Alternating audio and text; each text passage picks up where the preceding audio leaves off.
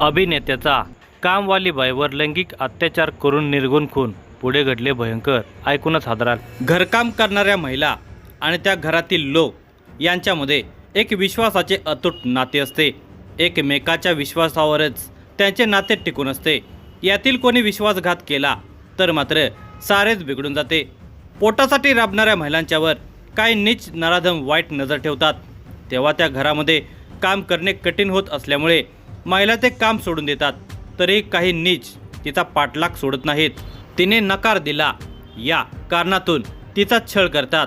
ठाणे जिल्ह्यामध्ये तर एका अभिनेता म्हणून काम करणाऱ्या नराधमाने एका महिलेचा खून केल्याची दुर्दैवी घटना घडली।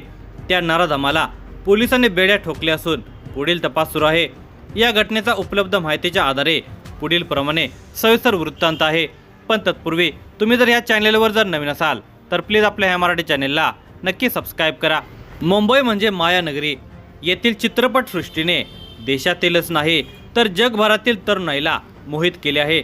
देशभरातील अनेक तरुण तरुणी रुपेरी पडद्यावर चमकण्याचे स्वप्न डोळ्यात घेऊन मुंबईमध्ये दाखल होतात। या उपनगरीत एकीकडे श्रीमंतीचा झगमगाट आहे तर दुसरीकडे 2 वेळच्या अन्नासाठी यातायात करणारे हे असंख्य लोक आहेत। हाताला काम मिळेल या भावनेने अनेक लोकांचे पाय मुंबईकडे वळतात। येथे येणाऱ्या प्रत्येकाची जगण्यासाठी व आपली स्वप्ने पुरी करण्यासाठी धडपड सुरू आहे। त्यामुळेच इतकी मोठी लोकसंख्या असूनही तेथे एकमेकाला सावरून घेणारे लोक आहेत। काही लोक मात्र नीच असतात। ते कुठे गेले तरी घाण केल्याशिवाय राहत नाहीत।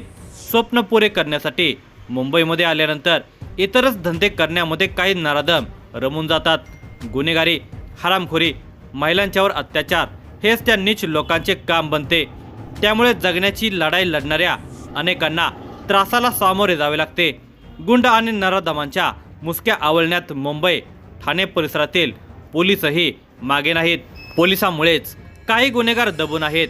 त्यातूनही गुन्हा केलाच तर तो कुठे लपला तरी पोलीस त्याला शोधून काढतातच। कायद्याने शिक्षाही होते, पण बळी गेलेल्या जीवाचे काय? त्याच्या घर संसार मुलाबाळांचे काय? हे प्रश्न मात्र अनुत्तरितच राहतात। असेच प्रश्न काशीमीरा येथे वास्तव्यास असलेल्या सुमन कांबळे या दुर्दैवी महिलेच्या बाबतीत निर्माण झाले आहेत। मीरा रोड शहरातील सुमन या सिल्वर पार्क येथील चंद्रेश आर्केड इमारतीमध्ये गेल्या काही महिन्यांपासून घरकाम करत होत्या।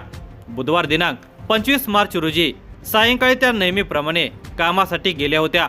यावेळी घरकाम करत असलेल्या घराच्या दरवाजातच त्या गंभीर जखमी अवस्थेत असल्याचे शेजारी राहणाऱ्या महिलेला दिसून आले। त्यांनी इतर नातेवाईकांना बोलावून त्यांना जवळच्या खासगी रुग्णालयात उपचारासाठी दाखल केले। मात्र त्यापूर्वीच सुमन यांचा मृत्यू झाला होता। त्यांच्यावर हल्ला झाला त्यावेळी त्या एकट्याच घरात होत्या। त्यांच्या मान, छाती आणि पोटावर सपासप वार करण्यात आले होते। मीरा रोड पोलिसांनी दिलेल्या माहितीनुसार संशयित आरोपी आशिष मेश्राम हा सोसायटीमध्ये शिरताना आणि तिथून बाहेर पडताना अत्यंत जलद गतीने गेल्याचे दिसले। त्यावरून हा गुन्हा एक पूर्वनियोजित कट असावा असा संशय पोलिसांना आहे। सध्या ट्रान्झिट रिमांडवर असलेल्या संशयिताला या आठवड्याच्या अखेरीस शहरात आणले जाईल आणि त्यानंतरच घटनेचा नेमका क्रम स्पष्ट होईल असे सांगण्यात आले आहे। सुमन कांबळे यांच्या पश्चात पती आणि 4 मुले असा परिवार आहे। पती चप्पल दुरुस्तीचे काम करतो तर मोठा मुलगा एका खाजगी कंपनीमध्ये काम करतो। सुमन 8-9 घरांमध्ये घरकाम करून आपल्या कुटुंबाला हातभार लावत होत्या। ती गेल्या 3 वर्षांपासून मेश्रामच्या घरी काम करत होती। पूर्वी येथे आशिषचा मोठा भाऊ राहत असे, परंतु साधारण 1.5 वर्षांपूर्वी आशिषही तिथे राहण्यास आलेला होता। आशिष हा 40शी पार केलेला तरुण आहे। तो अभिनेता बनण्यासाठी धडपड करत होता।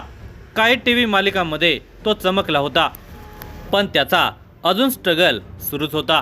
त्याला म्हणावी तशी संधी मिळाली नव्हती। त्याचे कारण काय असावे याचा अंदाज आता लोकांना येऊ लागला आहे।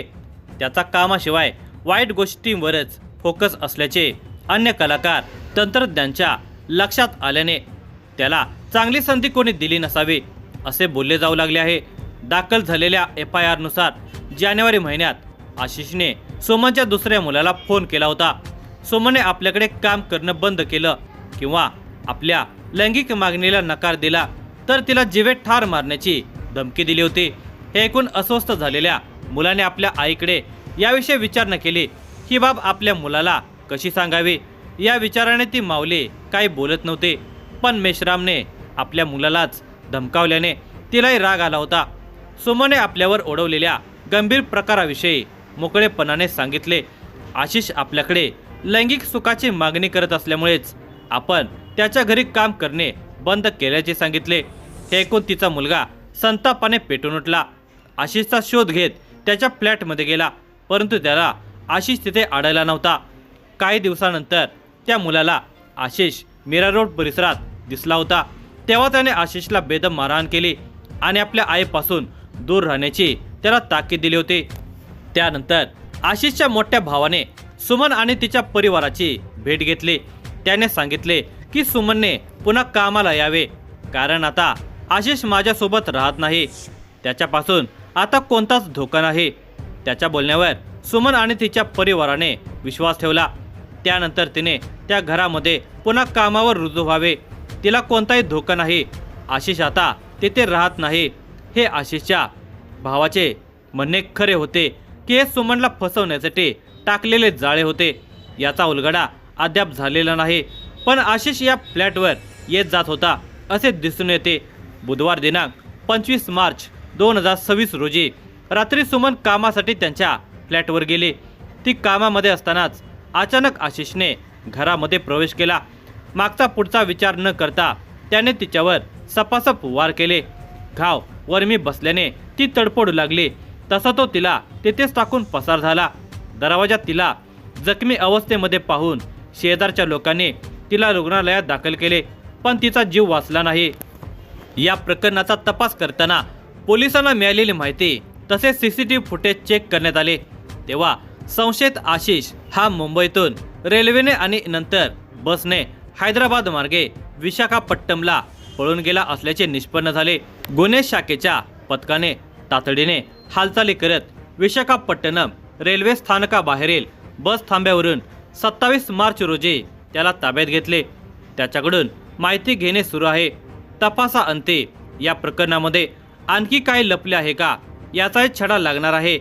ही कारवाई काशीमीरा गुन्हे प्रकटीकरण कक्ष 1 चे पोलीस निरीक्षक सुशील कुमार शिंदे यांच्या मार्गदर्शनाखाली सहाय्यक पोलीस निरीक्षक योगेश काळे, सहाय्यक पोलीस निरीक्षक सचिन सानप, अशोक पाटील, अविनाश गर्जे, संजय शिंदे, संतोष लांडगे, पुष्पेंद्र थापा, सचिन हुले, प्रशांत विसपुते, सुधीर खोत, धीरज मेंगाने, सौरभ इंगळे, लकी पवार व संतोष चव्हाण सायबर विभाग यांच्या पथकाने हा तपास पूर्ण केला।